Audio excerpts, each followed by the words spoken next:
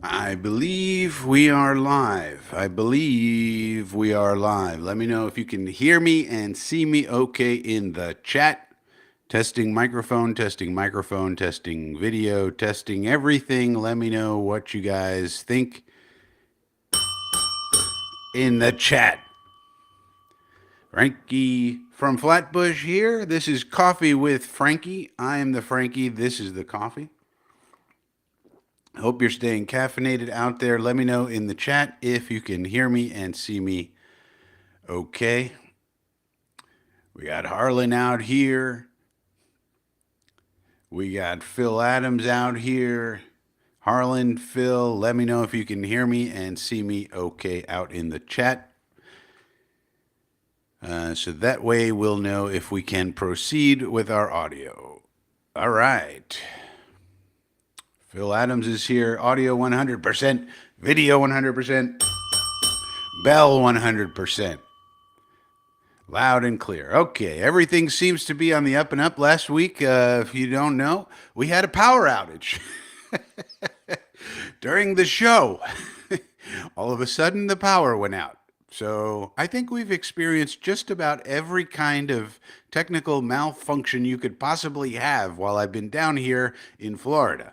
We've had internet troubles, we've had audio troubles, and we've had the power go out while the show is going on. So, welcome to Florida, Frankie. Here you go. So, sorry about that last week if it was a little abrupt. Man, that seems like a million years ago. And it was just last week. Harlan says the bell is operating. Okay, good. Because I love this bell too. It was annoying as hell to have a bell and not be able to use it. What's the good of a bell if you can't use the bell? You know, as AC/DC used to say, I got my bell, I'm going to take you to hell. Hell's bells. But hopefully today it's more like heaven's bells, because hopefully the New York Jets can get a victory over these Tennessee Titanics. As we go down to Tennessee, we've been seeing a lot of pictures of Jet fans infiltrating Nashville, Tennessee, and taking over the city and stuff like that. So that's good to see. Our fan base is traveling. Now, hopefully, the team can perform. That's what we're looking for. It's week 2 of the NFL season. And what we're going to do basically is today take a look at these Tennessee Titans and see who it is that we're actually facing. Who are these people and how good are they? And that's what we're going to do here in a second. But first, I think we should all have, as the great Scott Adams says, a simultaneous sip. So here I have my coffee. You can see that the background thing is flickering. But if we all just take a simultaneous sip of our coffee, I think that might help the Jets win. So on 3, 2, 1, go. Maybe there's something about the simultaneous sipping that could help us win a football game. You never know. It could happen. So there you go. But you got to stay caffeinated no matter what happens. And so we will. So Harlan says he was just in Nashville. All right. They were building that stadium. Well, they got it built now, and so it's all good to go. And we'll take a look at it today. Now, I will be on with the fellas over at Green Bean's channel for the game, the watch along. I think there might be a number of fellas joining for today. So 1 o'clock p.m. time. Just a few hours from now, the Jets will be playing the Tennessee Titanics, and I will be watching along on the Green Bean channel, along with Jeremy and who knows if maybe Dom C might show up. There might be other special guests. You never know who might show up on the Green Bean channel. So at 1 p.m. I'll be over there. Unfortunately, well, today's probably a good day for Phil Adams. After all, it's a 1 o'clock game, which means for Phil Adams, who's over in England, it's a 6 o'clock game, 6 p.m. instead of these night games where Phil Adams has to stay up all hours of the night to watch a game, which is crazy. But at least 1 p.m. Eastern time, that's kind of a reasonable hour for old Phil Adams. So, Phil, you got a nice time slot to watch the game today, so that's a good thing. We got a lot of fans over in England. We got to think about them sometimes. All right, so I think what we'll do is we'll take a look at these Tennessee Titans, and we'll do, know thy enemy, and figure out what's going on. We'll take a look at the roster. We'll take a look at their PFF grades, and then we'll take a look at some of the film from last week to see what they might do to us on the field. And then after that, we could do Q&A as more people come in. Phil says, yeah, 6 p.m. games, they're heaven. Yeah, there you go. They're the best for you. I mean, if they could start them a little earlier, that'd be great for you, I would imagine. But this is the best we could do. 1 p.m. Eastern Time, 6 p.m. London time. Yeah, I kind of wish we had all 1 p.m. games. These night games, they go on too long. Maybe I'm getting old, but man, they keep you up. Because, the game ends and you can't exactly go right to sleep. Well, at least I can't. The game ends 11:30, 12 p.m., whatever it is. You don't just hit the bed and go to sleep. Like, you gotta have a wind down period. So they screw up your circadian rhythm. They don't care about our circadian rhythms over there. The Jets and Frankie are worldwide. Yeah. We're hoping to grow this channel, so if you're coming in now, please hit the like button. Please subscribe to the channel. We're trying to grow back to what we used to be before old Frankie nuked the channel in a very bad idea.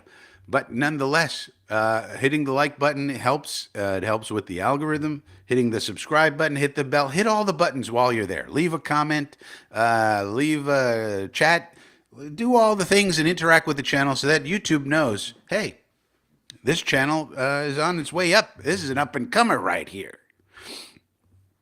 So Arlen says, when the New York AFL franchise was born, we were originally the Titans. That's right.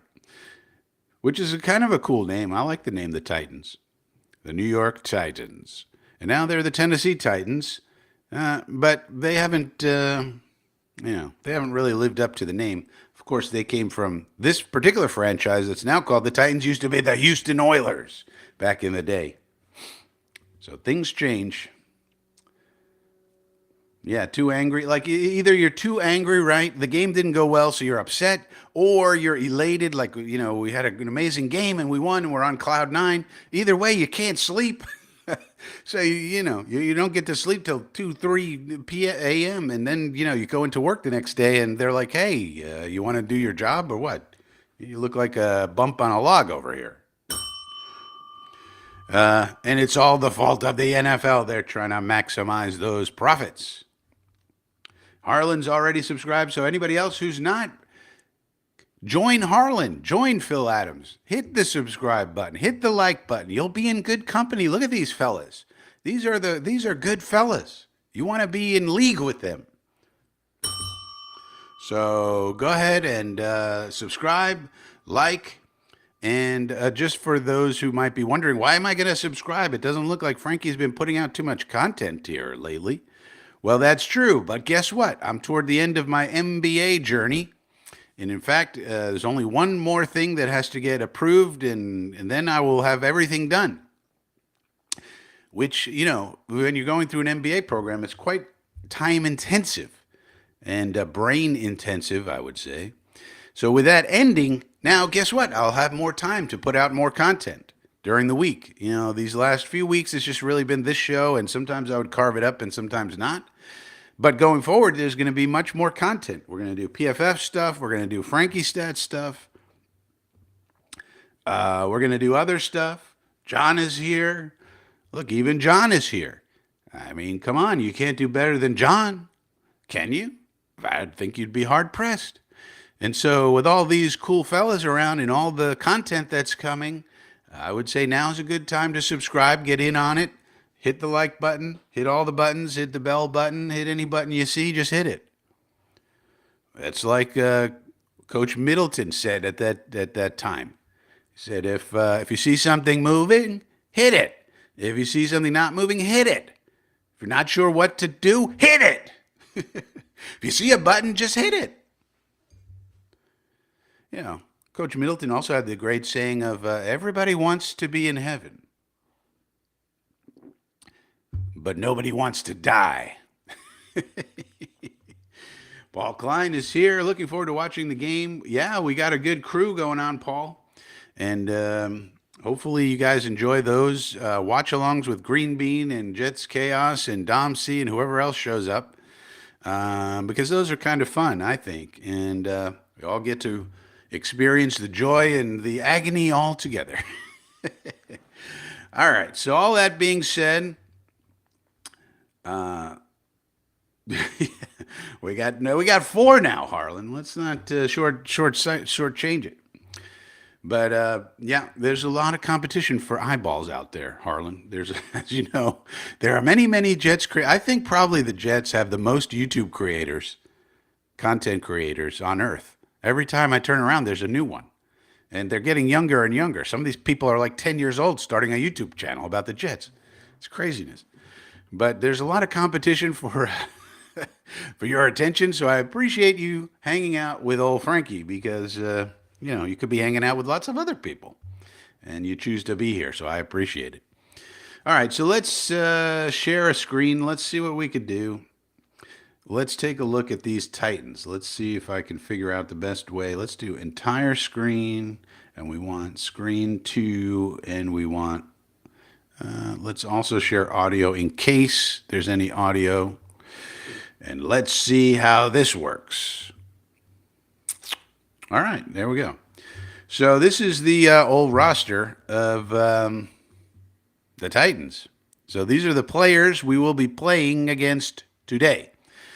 So don't forget they have DeAndre Hopkins as a wide receiver. He's getting on a little old, but still has those gigantic hands, and that's all that really matters for him. You throw him the ball, he just mosses everybody. Then you've got Calvin Ridley, excellent wide receiver. He's probably their number one guy, if you think about it. He's going to be they're going to be trying to hit him early and often. Then you got Tyler Boyd. They signed Tyler Boyd. That was someone we were interested in. We did not sign Tyler Boyd, but the Titans did. So they got a good top 3. I would say depth-wise, they got problems. Treylon Burks was a first-round pick. He has not worked out. He's not worked out to the way they hoped. They got Westbrook Akine, and they got some other guy. So I would say they got a good top 3 here. But beyond that, if anybody gets hurt, they got a bit of a problem. Now, this offensive line is a work in progress. You can see they got a lot of young kids here. First, second, third-year guys. So Latham's the rookie. Skoronski's second year. Cushenberry was the free agent they signed. Raduns out of North Dakota State is a guy that they signed. He played tackle in college, but he's been playing guard for them. And he was a second-round pick. And then you have Nicholas Petit-Frere. He's been struggling, and there you go. John says, is D-Hop healthy? I think he's healthy. He's not on IR. I guess we'll find out if he's... So here's their IR people. I think he played last week. We'll take a look at PFF next, John. Yeah, let me put up John's comment here. John says, is D-Hop healthy, though? Well, I think he played, so we're going to look at PFF next, John. So we'll see if he played last week. I think he did. Could be wrong. So Jets, Phil Adams says, there's a league of 32 Jets YouTube content creators, and old Frankie makes the creators Super Bowl every year. Well, I appreciate that, Phil. There may be more than 32. There may be 320. So if Hopkins is injured, boy, then they're really starting to get thin because you really need at least 3 receivers, good ones. Treylon Burks plays, but he has not been playing well the whole time he's been in Tennessee. And if D-Hop does not play today, that would be, obviously that's bad for them and good for us. But anyway, so the most important thing, I think, is this offensive line. Now, the question for this team is going to be, can the Callahans fix this offensive line? As we know, we got Callahan Jr. and Callahan Sr. We got the Callahaniacs over there. And Callahan Sr.'s the offensive line guru, probably the best in the league. And he came over with his son, the head coach. And so now, you wonder, I mean, obviously they took Latham this year, so they love him. You wonder about Petit-Frere. He has not been playing well, and can they fix him? That's going to be the question. And then they got these other guys. So right now, this line is a work in progress. They got some talented dudes on there, but young for the most part. And we have to see what these Callahaniacs do with this offensive line. Tight end, they don't really have anybody of note. This is their main target, Chig Okonkwo, and he's okay. Nothing to write home about, but he's fine. Then they got the running backs Pollard from Dallas, Tyjae Spears that they drafted in the third round, Julius Chestnut, but it's mostly these two guys here. And then, of course, their backup quarterback, Mason Rudolph out of Pittsburgh, and Will Levis. So if you look at these two dudes here, this is an interesting contrast to me. Will Levis, of course, is a high variance quarterback. He's kind of like this. When he can make some amazing plays, but then he makes some really crazy, stupid plays. Mason Rudolph is smart and steady, but doesn't do anything that knocks your socks off either. So if Levis continues to struggle, and first game he struggled, we'll see. And we got some information from John here. He played last week, but said he suffered a small tear in his MCL over training camp and has been playing through it. Well, that's not smart to play through a MCL tear. I mean, well, we'll find out, John. I don't know. Finnegan's flight crews here. Good morning. Harlan says, Nick Folk. Yeah, the guy's never going to retire, I guess. But anyway, so like Will Levis is the high variance quarterback who can do some things that will knock your socks off. Mason Rudolph is slow and steady and dumps things off mostly. Check down Charlie over here. So we'll see how Will Levis plays. Will Levis, of course, great athleticism. He can run. He can throw it a country mile, but makes some dumb plays along the way. So we'll have to see how he does. Now, what about the defense? Harry is here. Good to see you, Harry. One of the OGs of the Frankie channel. Good old Harry. The defense. So you look at this defense, and it's a collection of people. It's, there's not a lot of draft picks on here. There are some, of course. They're led by, of course, Jeffrey Simmons, excellent defensive tackle. They have a pretty good front, I would say, up here. Tavondre Sweat's good. Harold Landry, and even Sebastian Joseph Day is pretty good. Other than that, they don't have a ton of draft picks except for Amani Hooker and Roger McCreary. So they're kind of piecing this together. And typically when you have a lot of free agents that you're signing, especially on defense, typically it doesn't work out too great. Though these players are good players. Ernest Jones is pretty good. Arden Key can get you some sacks. They took basically Seattle safeties here. They got Quandre Diggs starting. They also have Jamal Adams who will be coming in at some point. They also had a big signing of L'Jarius Sneed from the Chiefs. So they obviously had a lot of money to spend in free agency this year, and they spent it. And they picked up some good players. We got to see how good they play together as a unit. But, these are decent players here. We'll find out over time whether they will be playing like a cohesive unit or not. I would say probably the best player on here is probably Jeffrey Simmons. Okay. First round pick. He can ruin your game in a hurry. And then the special teams, punter Ryan Stonehouse, Nick Folk, the ageless wonder, continues to kick.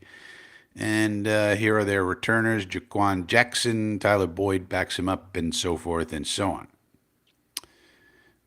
So these are the players on their roster, but how did they play last week would be the question we might want to ask. And so for that, we go to PFF. Now, overall, we can see that these are in order here of overall performance from week one. We can see the Seattle Seahawks are number one in all of football from last week. Daniel is here. Good to see you, Daniel. Good morning. Hope you have some coffee. And so I just sorted this by the overall. You can see the 49ers did very well against us. Okay, 85.4. But down here is where the Titans are. The Titans are 30th in the league. Right now we're 24th after that stinker on Monday night. Okay. But the Titans played the Bears, and they didn't do too good. So let's take a look then at let's take a look at the offense and defense and see how they did. Oops. Let's get rid of this. Let's make this a little bigger. All right, so their number one player was Nick Varnett. Who? Sometimes 16 snaps. All right, the tight end did okay. So, looking at this, what they would want is this to continue, Dylan Reduns, J.C. Latham, these are their young guys. You want them to develop, and Latham's grade is being pulled down by this one penalty he had. You could look at his pass blocking grade, not so hot. Okay, we got to take a look at that. So here's D-Hop. So D-Hop did play. He played 17 snaps, whereas Calvin Ridley played the whole game. That's crazy. So if you look at that, okay, something might be wrong with Mr. Hopkins. You're right, John, because Calvin Ridley played 54 snaps, and so did Tyler Boyd, played 53 snaps. And D-Hop, only played 17, so maybe something is wrong with that knee. Because otherwise you would want D-Hop in there, obviously. So to only play 17 snaps when the other wide receivers played like 54, maybe he is a little hampered. So maybe we won't see DeAndre Hopkins as much as we will Boyd and Ridley, which means some of the other receivers who are not as good need to come in, like Westbrook Ikine. He played 12. Treylon Burks played 44. So look at that. So Treylon Burks getting a lot of play. And to date, he has not played well in previous years, and that continued in this game, at least as far as these grades are concerned. So Treylon Burks has been a very big disappointment, I would say, for them. But probably the most important thing on here, well, the second most important things are, okay, these guys here, Petit Frere and Cushenberry and Skaronski, got to play better.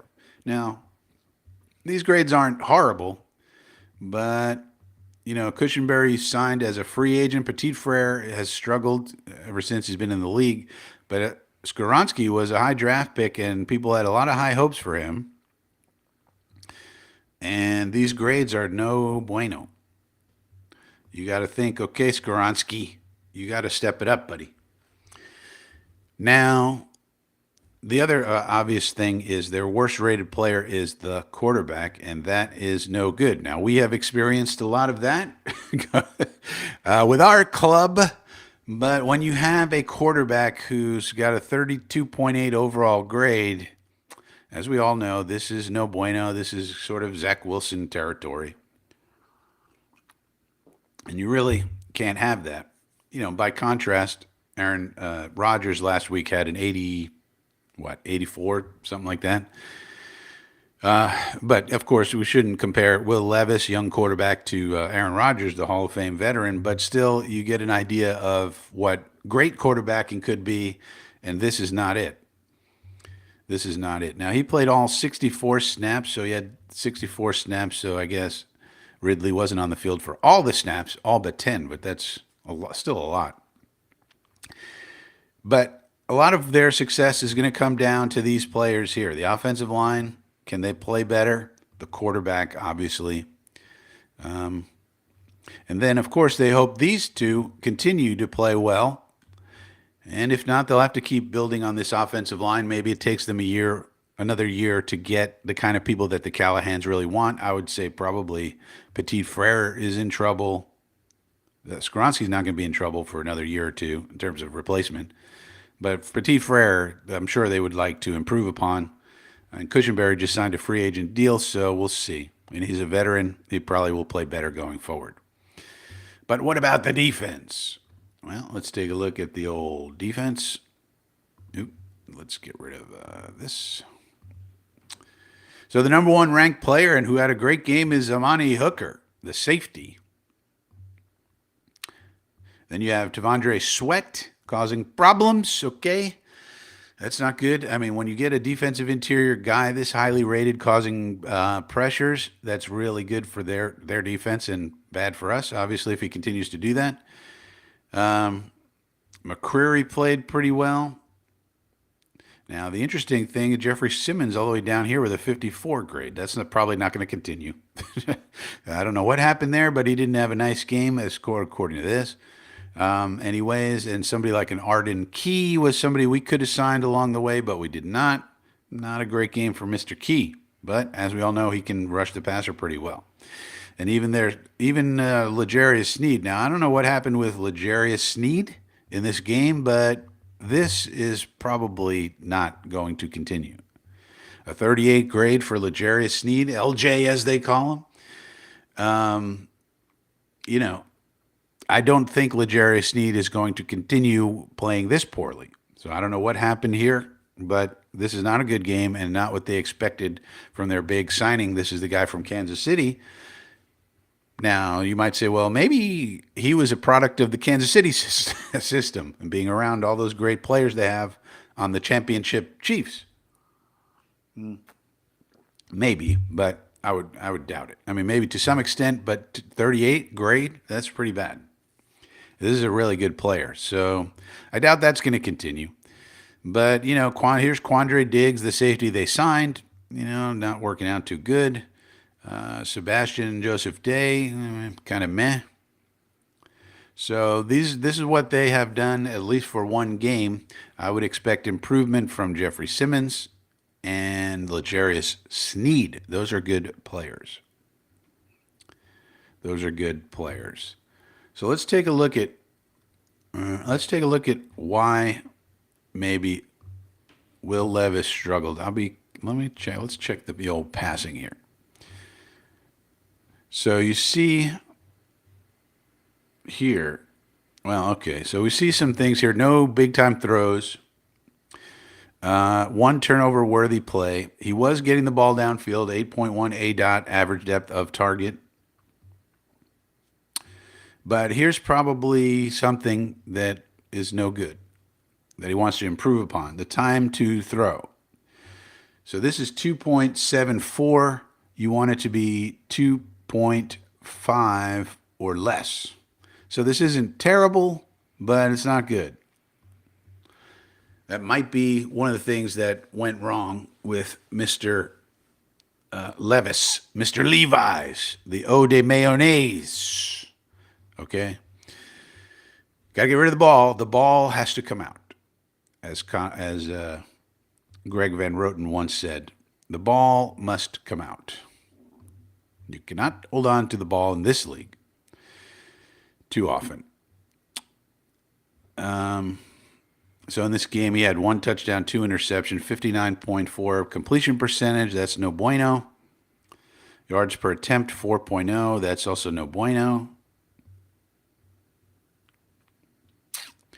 So we'll see. Obviously, this is a young quarterback.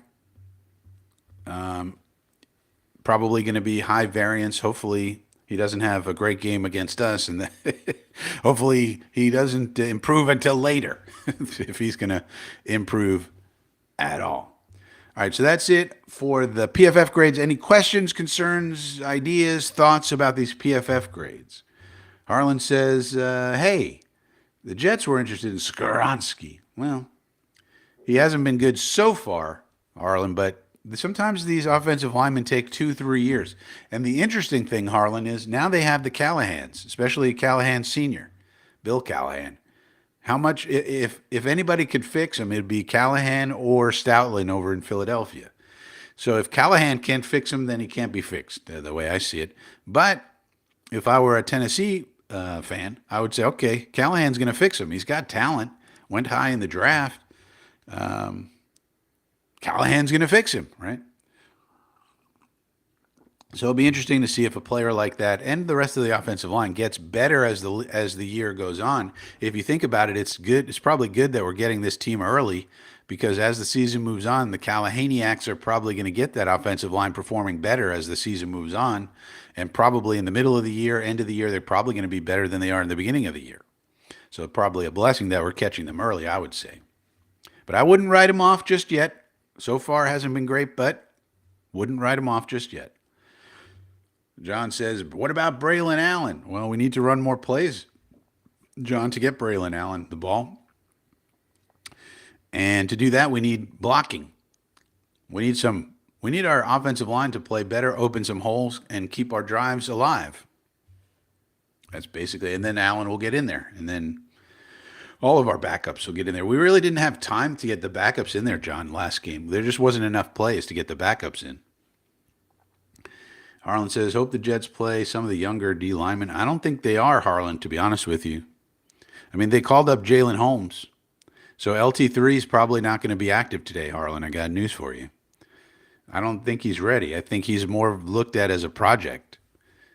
And now, if that defensive line does not play well, I'm going to be pretty upset. You're going to hear me be very upset on the Green Bean channel when we do the watch along later, because there was no need to rip apart this defensive line the way Joe Douglas did. And I'm going to be unless they perform better, if they continue to, perform poorly against some of these other teams that are not San Francisco, then I'm going to be very critical of Joe Douglas, and especially in particular getting rid of JFM. Why did we get rid of JFM? Can anybody tell me? Anybody figure that one out? There was no need to get rid of him. They said it was financial, but it was a very easy financial fix. You could have both had him, he was willing to lower his contract a bit, and then you could have also restructured some of these contracts that they recently did restructure to make room to give you the extra breathing room that you needed. Imagine this team with JFM and with Reddick, which is another weird situation. Imagine we had JFM and Reddick on this team. Now that would be a defensive line. But instead, we're hoping for development. We're hoping JJ is better. We're hoping, Will McDonald gets better. You can hope and pray. And we got 3 UDFAs. I mean, they are UDFAs for a reason, Harlan. Nobody took them in the draft. Nobody. So, it's hard to expect a UDFA to play well. You hope and you pray, and if he does, you scream your head off because it's fantastic. But and that's the other thing, Phil. Saleh said, if it's a problem, it's not a problem. Well, it better not be, because if it continues, you're going to be out of here, Saleh, with your proclamations. Let's see it on the field, Saleh. It better not be a problem today. I'm going to be very upset. Yeah. This was one of the weirder things. Yeah, they could. Well, I think they offered him one, but it was ridiculous. He said that it was the thing they wanted him to go down to was not close to what he signed with Denver. That's kind of what he said, which means he was willing to go down some, but he wasn't going to go down to a ridiculous amount. And then on top of that, JD had plenty of room to do restructures. So the JFM thing, I have no idea why they did it. There really was no financial reason to do it. That's what they said. But in reality, I don't think so. I think we had plenty of room to play with. Yeah, sometimes, but not very often, Harlan. And that's the thing. I wouldn't expect a UDFA to do it, but if they do, then you yell and scream and say hooray, because it's unusual. UDFAs are UDFAs for a reason. Sometimes it happens, but think about all the number of UDFAs that get signed every year to all 32 teams, especially when we're at the 90-man roster and so forth. Yeah. Braden from New Zealand is here. Yeah, well, I mean, what else are you going to do, Braden? I mean, when we're talking about UDFAs, they're UDFAs. If they do anything good, then it's a miracle. It's a miracle they even made the team. Hey, look at this. We got the great Green Bean here. Yeah, it's always good to stay caffeinated, Green Bean. But yeah, for those who don't know, I will be on with Green Bean for the watch along later. So it's good to see Green Bean in the chat here. The great Green Bean the Wise. And in fact, we ran a poll, Green Bean. You may not know this. We ran a poll to say what should be the tagline of this channel. And one of the options was a Green Bean quote, which was Frankie knows things. And guess what? That's what people voted for. So that's now the tagline for the channel. Frankie knows things, quote unquote, from Green Bean the Wise. It's always good to see Green Bean. Harlan, yeah, Huff. I think Huff is the exception to the rule, really. If you think about all the UDFAs, Huff is a great success story. That's what it is.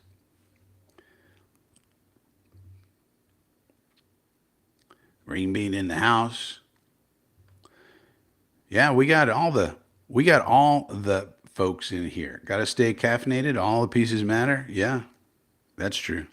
Frankie's facts. Yeah, we had a lot of them. Green Bean, we had a lot of them. All right, so these are the PFF grades for the Tennessee Titanics. So now we know who's on the team. We know how they played last week in terms of grading. And now we need to see how did they do actually on the field. It's one thing to have a grade from PFF, but what about how they actually did on the actual field? So we can know what to expect from this crew here. So what I did, oh, Joe Buta's here. Joe, good to see you. Always look forward to watching with you guys today. Yeah, it'll be fun. Yeah, Harlan, you're making my point. This is a great point. When you can, when you can find like one or two guys or three guys, think about the hundreds and thousands that you're not naming, right? So this is a great point by Harlan. It's like, yeah, look at it. Look, let's remember all the exceptions to the hundreds and thousands of UDFAs that worked out. Yeah, that's my point. 95% of them don't. And that's why you remember the ones that do, right? That's the whole point. So hopefully these three UDFAs we got work out, but I would not expect it because it's just a rare situation. Now, what do we have here? So this is NFL Pro, pro.nfl.com. So what I did was I pulled up all of the inside tackle runs that the Tennessee Titans ran last week against the Bears because they're going to run the same for against us, I think. Especially after they saw what San Francisco did to us, they're going to run all of these plays against us. So let's take a look and see how the Bears, who run a similar defense to us, did against these inside runs. And I think I'll try to pop this out. Let's see how this looks.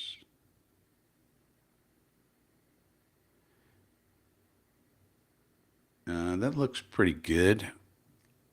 But then I have less control. All right, so let's run this play and see. This is the all 22 footage. Okay.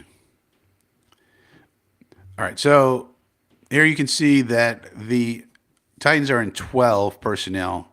So that's probably what we're going to see today. Two wide receivers, one back here. We got two tight ends.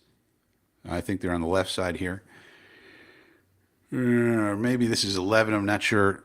This might be Burks, one tight end. So they're probably using Burks to be a pseudo tight end. And the Bears have their four down front. This looks familiar because we do the same. They got their two linebackers here. They got a nickel and they got a safety up here. I think this, or no, this is their nickel. This is their corner. So 6 is the nickel. He's probably on this receiver. We get some motion. And you can see what they're doing here. This is going to be a B-gap run, I think. Yeah. Trying to be. And look what happens. Jaquan Brisker is number 9. So let's look at it from the other angle here. You'll be able to see this really well. Now, key players here, Brisker.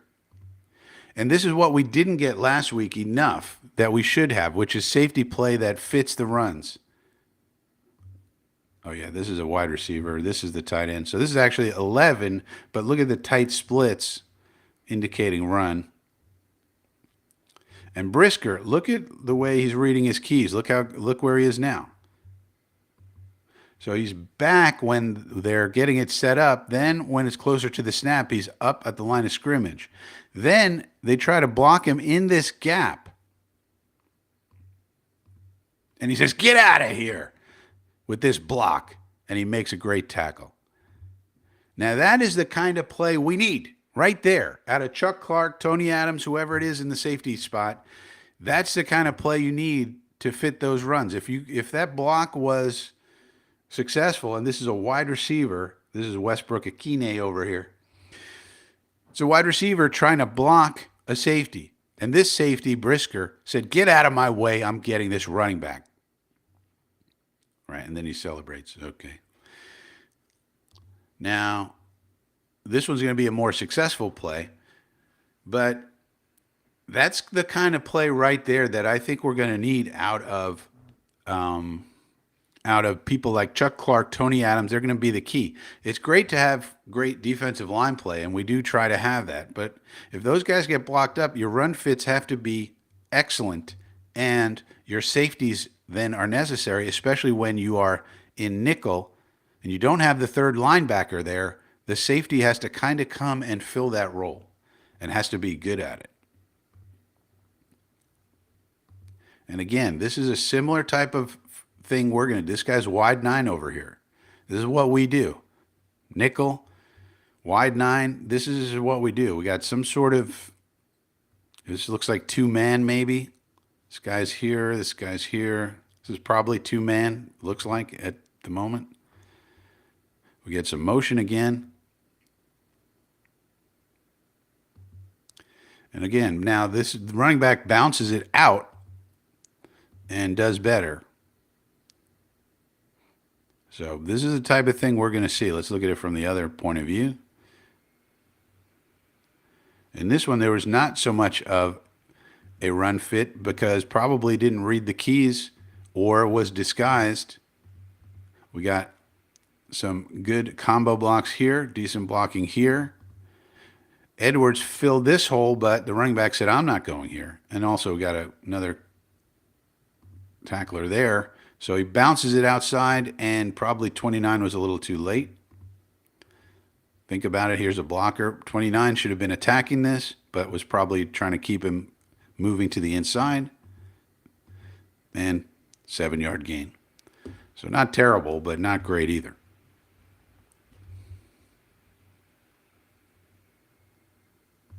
Now here's D-Hop. So here is real 12. Yeah, these are 2 tight ends. So here's 12, and again, same. Now they're in their base. Okay, now they got their third linebacker. So this is basically, we would have Jamie and Sherwood here. So, think about this. We would have our down lineman. We would have this player here. When there's a third linebacker, it's for us, Jamie and Sherwood. And so when Jamie and Sherwood comes in, that means that Ulbrich is thinking this is a run. I need a run stuffer, and that run stuffer is Sherwood. So here we have single high safety. This might be cover 1, maybe. Now look, this is pretty blocked up pretty good. Except for this guy. We almost had it blocked up good. Right? So we almost had that. So that is going to be something that the Callahans look and say, okay, coaching point, like one little problem. Everything else was blocked up good, but 98 was not. And we have 2 guys here. We got a tight end and we got J.C. Latham, the draft pick. But Latham lets him go, and the tight end can't handle him, and even the running back tries to help. No good. 98's there. So that's a great play by 98. I think that's Sweat. Yeah. Now that's a situation where the defensive line makes a play that we anticipate them making for us because we think we have a great defensive line and they're going to make plays like that. They're going to get off their blocks and tackle the running back.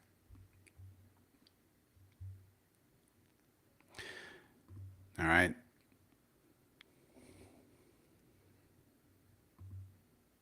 Now, this is the other thing to keep in mind. This is a cut up of all the types of running plays, so they're not in sequence for the drive. So, in other words, this could be the next quarter. This could be the next drive. It just tells us 11:20 up here. So it'd be good if it told us the I'm sure in the software it tells us the situation. So here you have, again, two tight ends. So one of the keys we could be looking at, it seems like when they bring in two tight ends, which is big personnel, 12, they're probably going to run it. So if you see they have two tight ends, here's two tight ends on the left side of the line here. It's probably going to be a run, even though Will Levis is in the shotgun. I'm going to run it out of this pistol. Okay, and here's an inside zone type run with a sifter. Nice play by 52. Sorry for the blurriness.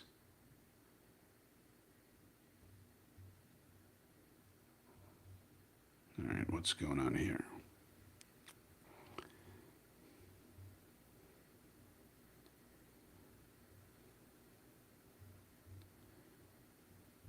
All right, let's go to the next one.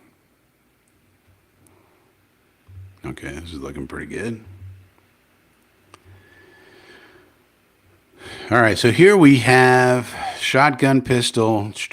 Now we have, this could be 10, unless one of these people is, unless this is a tight end.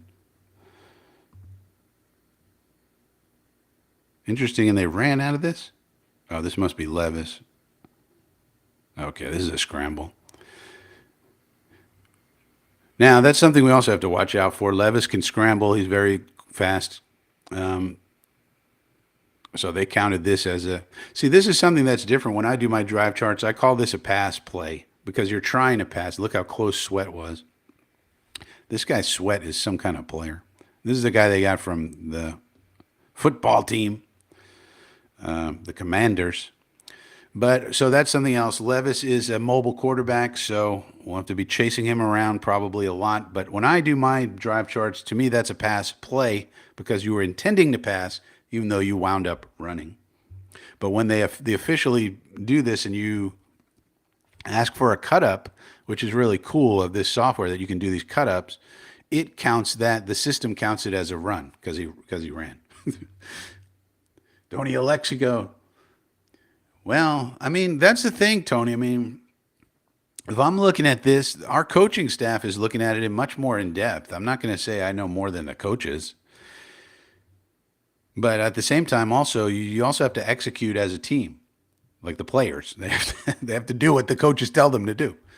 So we're going to see what they do. We should have some success against the Titans, unlike what. Now look at this. Let's put Calvin Ridley in a sort of orbit motion. It's interesting. This is 11 personnel. And that's just window dressing. We're going to get a... Oh, okay, it's an RPO. Interesting play. And you can see Levis, he's very mobile. So that's something, and also very demonstrative. So here, all we're really doing is an RPO. Let's see what Levis is trying to read from this angle. I don't know, probably reading, I guess, 53. Interesting. If you look at it from here, he might have, well, no, he knows he's got this guy coming. Okay. So he waits for his sifters, then he's good to go. So interesting. They're pulling people there, right? So let's pull some people to get Levis some runs. So that's something else we're going to have to find. We're going to have to see that the 49ers really didn't do too much. But with Levis, they're going to run a lot of double, triple options, RPOs, zone reads, all that stuff. Tecmo Bowl is here. Well, yeah, we should. We'll be favored, Tecmo Bowl. And if we play poorly, I think we're all going to be pretty upset. So here's another run. So, like, they love the shotgun. That's one thing. I don't think Levis likes to play under center. They like their 11. This is 11 personnel. They like motion. And even out of 11, they're going to run. 11 and shotgun, they're going to run. That's a decent run. Let's see what they did from the other angle. Yep, tight. Well, we got a guy in the slot here. Here's our tight end. So the left is the strong side. And they like this pistol kind of formation. motion to get people thinking we're going this way, and then we're going to bounce it out this way. Inside zone or some sort of duo. Decent results.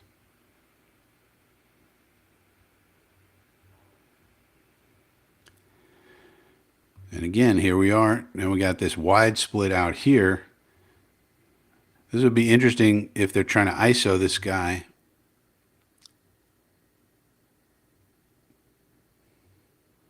Yeah, these are the type of runs we're going to see a lot of today, I think. Look at Skoronsky's bigger than I thought. This is Skoronsky here. He's bigger than I thought he was. Look at this tight split here, and we're using motion. The interesting thing is this motion could be a pop pass, or it could just be window dressing. Here it's just window dressing. We've got a combo block here, combo block here. Yeah, this is duo, I think. So this is the type of block you're going to see when you have a double team on these middle guys. Then one peels off to take out this linebacker, carve him out of the play. But then you get this penetration from the side here. I think we're gonna get these kind of duo inside zone type of blocking schemes all day today. So that's something to watch when they're running up the middle.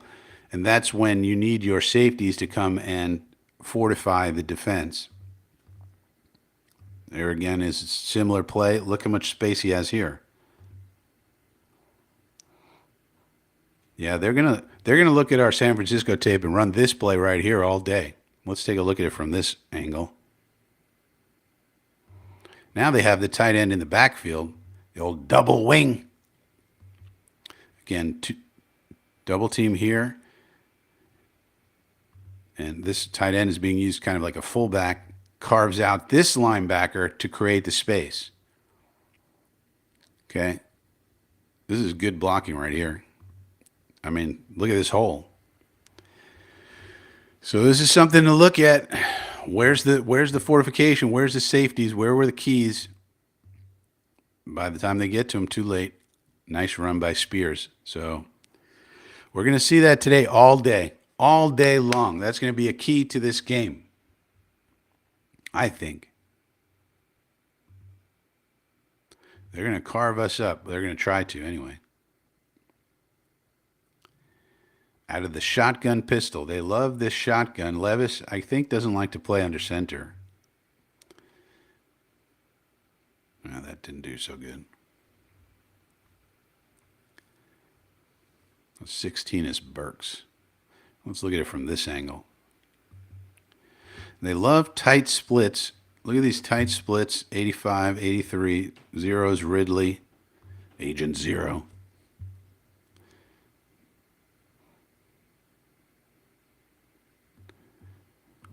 I think one of the things is going to be how well prepared is our defense looking at this tape, because they're pulling people. I mean, I like the way that they're blocking this up. And the question really is, how much are we studying the tape, seeing what they're doing, and then counteracting that in our game plan? If you look at this, I really like the way they're blocking this up. I'm not sure. I mean, we're not seeing any passing plays, so that may have been. Look how much they love to pull. They're using motion. I love the pulling out of these offensive linemen, because let's take them, move them to where we want to go. No, or even in this case, a fake, right? Use them to fake them out. That didn't work. Treylon Burks. I don't know if you want to be doing a reverse to Treylon Burks, but nonetheless, I like the concept of either using these guys over here to say, because these guys are reading what's going on, right? And they're going, okay, well, they're probably going to run to the right because look at all these blockers that are going over there. All right, we got a blocker here. Now this guy turns around, 85. Interesting. And he's got to take out this guy. Doesn't do it. So poor execution downfield, but an interesting concept right? Of how to use a pin and pull to deceive the defense, get them flowing one way. And of course, against us, one of the problems that we had against San Francisco, we were pursuing too hard one way or another. They used our aggression against us. And I think the Callahaniacs are going to look at that and go, "Yeah, this is perfect for us to use against them this game." So we better learn our lessons from the last game and stay in our proper run fits and lanes. There you go. That's nice.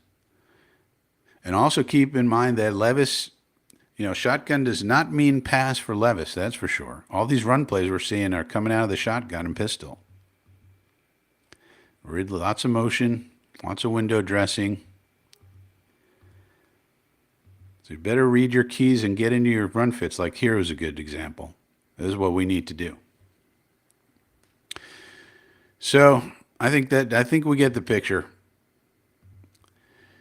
But that's, I think, what they're going to do. That's, I think, what they're going to do to us. So,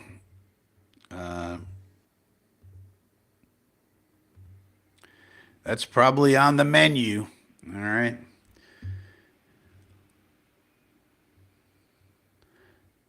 So let's check out some of these. Yeah. Phil says Niners providing a blueprint to play against the Jets. Jets have to, yeah. And I think it's fair to say, Phil, that these great defensive coaches that we've been all lauding these past few years, Ulbrich and Saleh and the rest, they better have a game plan today that's a lot different and that adjusts. And we're going to find out at 1 o'clock. Wonder if it's best to stay in the nickel of the game, but they have to watch this guy with the spy that actually has some speed. Yeah, so it's a different. I mean, we're going to be a nickel, so we are a nickel team. We're 75, 80% nickel, so I don't really see that changing unless they feel like Sherwood can cover. Sherwood would also be the natural spy, maybe, or Quincy, if you want to have a spy. The problem with spying, of course, is that then you have less people to cover people, but you keep an eye on the quarterback. So that could be something we deploy. Jets and Giants, Finn. Defense will have their hands full with the best offensive line coach I have seen, Frankie. We are going to have to be patient. Yeah. This is going to be the type of game where it's like we better be on our assignments, because if you're not, I see a lot of good things out of this offensive line on this tape. I don't see an offensive line. Now, we didn't look at the pass plays, so that's why their grades weren't as great as you might expect, but I see a lot of good things, at least, and I see a lot of good concepts, even if they miss their blocks at times. I like a lot of these concepts that we just saw. Tony Alexio. Yeah. And we probably, I would say, want to challenge Levis to throw, right? If you're going to give something up, stack the box and let him prove that he can beat you downfield. I would say the emphasis for today should be safeties in the box, helping in the run fits, and if you leave anything open, it's going to be the deep passing game and leave our corners on islands and let Levis beat us with his arm. And if you can do that, you tip your cap. But that's probably got to be the game plan, right? I mean, we can't let them run it down our throats, because that's what they're going to want to do with Tony Pollard and this one and that one. So we got to, I would say we have to pretty much hedge our bets that way. Hawk is here. Good to see Hawk. Hawk says they better be getting the hit it speech. Yeah. Yeah. Hit the hole. All right. So we're coming up on 11 o'clock a.m. Let me know if there's any other questions. We went through basically a Know Thy Enemy session today, where we took a look at the players on the Tennessee Titans team. Then we took a look at the grades that those players got last week against the Bears. And then we took a look at the film of exactly what they're going to be trying to run against us, so we have some anticipation of it. And hopefully some ideas of how to stop them, because that's what we need to do. So that's where we are. Let me know if there's any questions for a Q&A. Otherwise, we'll head on out of here, and then I'll be joining Green Bean and the team on the Green Bean channel over there for the watch along. So some of you will see over there. Arlen says the Jets will have the same players. Hope they perform better. Yeah, yeah, absolutely. All right. Otherwise, this has been Coffee with Frankie. This is the Coffee. I'm the Frankie. If you're new here, please subscribe to the channel. We're trying to get this channel back up to where it used to be back in the day, and get those subscriptions up. Otherwise, please click the like button. That's very important. And click the bell. Click all the things. Leave a comment. Leave something. Click all the buttony things you can click. And Hawk says, do you think Leonard Taylor is going to be active today? If I had to guess, I would say no. The reason I say that is because, let's see if there's any information out here before we head off. It doesn't appear to be. Brian Costello. Okay, let's go over some latest information that we're getting from the beat reporters. Brian Costello. In my amateur opinion, DJ Reed appears to be moving well. So apparently DJ Reed's on the field doing some warming up. And this was as of 9 minutes ago. Costello says Reed appears to be moving well. So that's good. He had a minor knee issue earlier this week.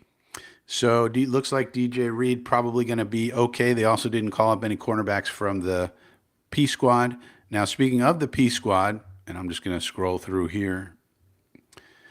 DJ Reed. Now, there's video of DJ Reed from Dick Chimney, and he seems to be moving okay. He's doing some weird kind of calisthenic exercise things. So we'll have to see, but looks okay from what we know and can see, but you never know with these things. So I'm just scrolling through to see. But then there's the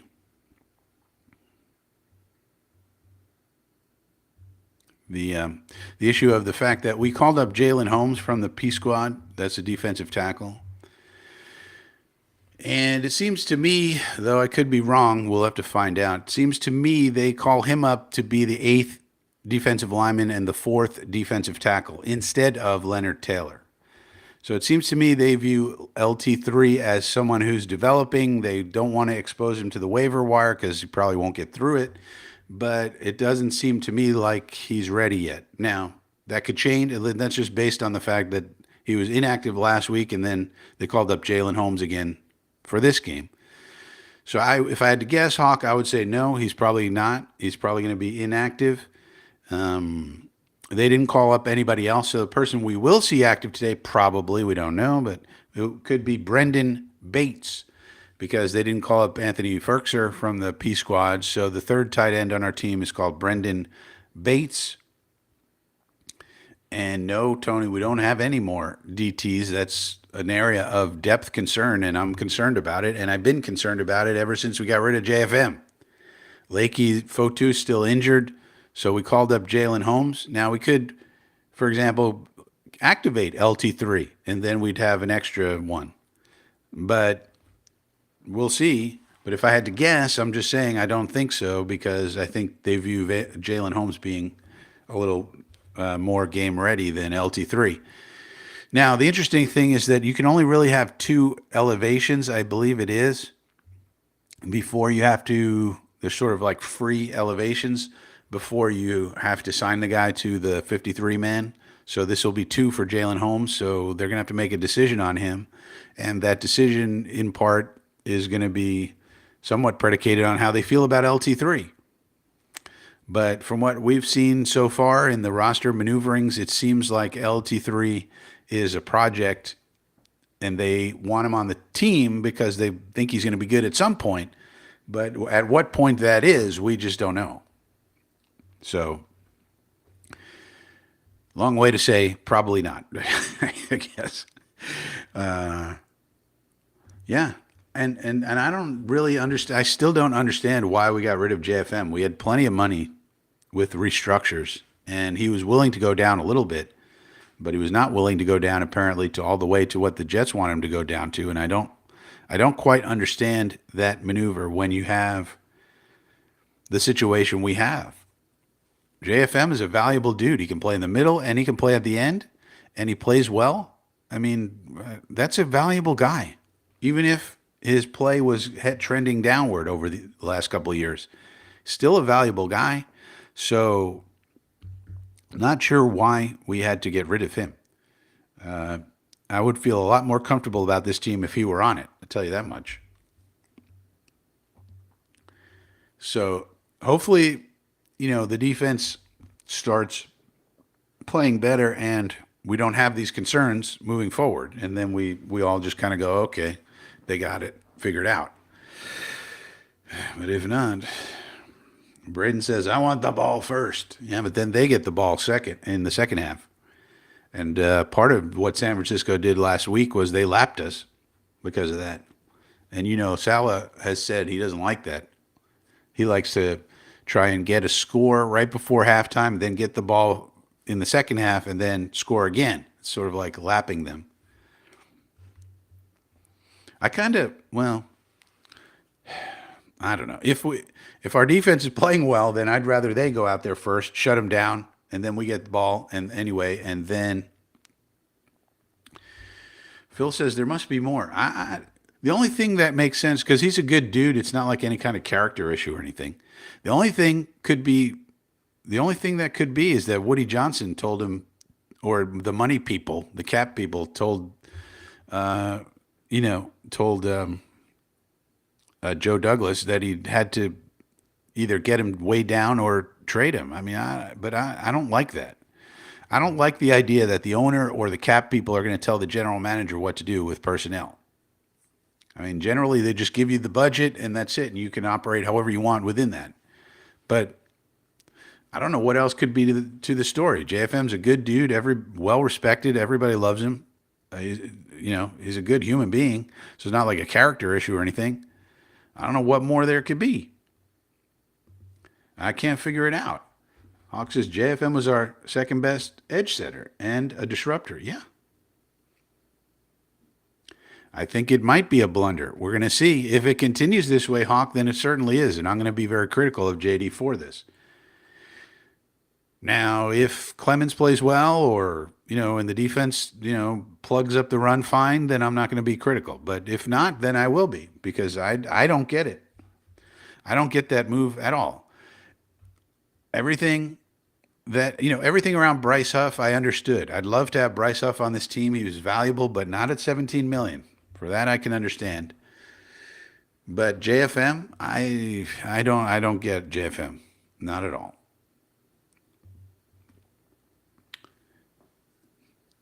Yeah, overlaps. Yeah, you got to watch those overlaps. All right, so we'll be getting the inactives in about 22 minutes, I believe. So we'll know about LT3 and everybody else. But Brendan Bates is somebody that we might see the debut of. For those who don't know, Brendan Bates is the tight end we picked up from the Chicago Bears right at the end of in the waiver wire period after the training camp was over. So we have the third tight end named Brendan Bates. None of us have seen him do anything because he was on Chicago the whole preseason. And then they cut him sort of unexpectedly. He was the highest rated, I think he was the highest graded tight end in the preseason. Of all the tight ends in preseason, I think he had the highest grade. Not that that means much, but that is somebody, he's number 84, somebody to watch and see if he gets on the field at all. If you see number 84, it's Brendan Bates. Let's see if he does anything. That'd be interesting. So that's it for Coffee with Frankie. Subscribe to the channel if you're new. Click the like button, click the bell, click everything. And I'll see you 1 o'clock